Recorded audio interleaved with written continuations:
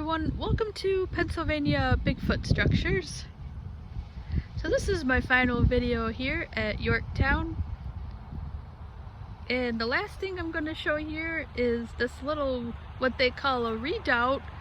And this is a reconstructed British redoubt, which is a little fort that is manned by a few people that helps secure the outer perimeters of whatever position they have.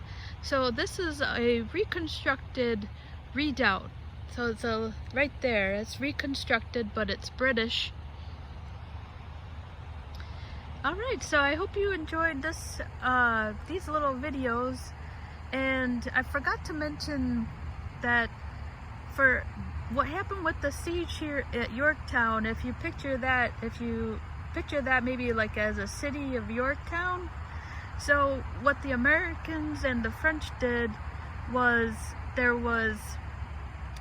they would have built some earthworks here, and little by little they kind of advanced forward and were taking small steps. So once they secured one line, then they secured the next line, which they called the second parallel. And then what made this victory so important, and I'm not at the right part of the battlefield, but they captured these, what they call redoubts, number 9 and 10. And once they captured those, it was pretty much over. And they captured Yorktown and the British.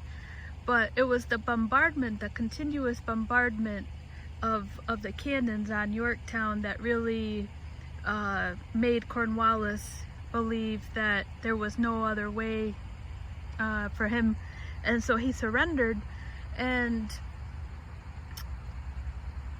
oh, what was I gonna say? So the British, you can't see it here, but this place is backed up against the York River, and Cornwallis he got a few men off of the Yorktown to get across the river to Gloucester. And this is something that's really important, and that's happened before, was when he was about to start moving his men off of Yorktown, there was a massive, well, it wasn't massive, but there was a storm, and so he was pretty much caught. It was either die in the river or die in the fort, and Cornwallis made the decision not to kill any more men, so they surrendered. So that's what happened here. But that's a reconstructed of what it would have looked like from the British here. So we're on the outer part. Alright, so thank you so much for watching. I hope you enjoyed this little history lesson here at the Yorktown, and you might have heard that with the triangle, or been here yourself, which is where Williamsburg and Yorktown are, or Jamestown.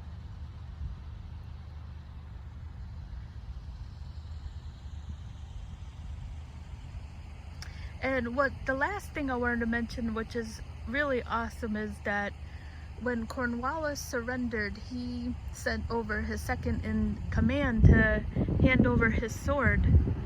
And Washington did not like that, and so I guess he was really mad, but he didn't, make a scene or anything. So when O'Hara, which was Cornwallis's second in command, he accidentally thought that Rochambeau, which was the French commander, was Washington, and Rochambeau said, no, you need to give it to Washington. And so Washington did not take it from him. He also directed him, O'Hara, to go and give it to his second in command. So the commanders never exchanged the sword. It was both of their second in command, because Cornwallis claimed he was sick. So I thought that was pretty awesome. And I was like, you go, Washington. So he never took the sword from O'Hara. Washington took Cornwallis's sword and directed O'Hara to give it to his second in command. So that was kind of alleged that he was sick. I guess the historian said that he just didn't want to, which I thought was terrible. But, and so Cornwallis, I guess the park ranger said that Cornwallis eventually did end up with his sword again. So that concludes this little history tour.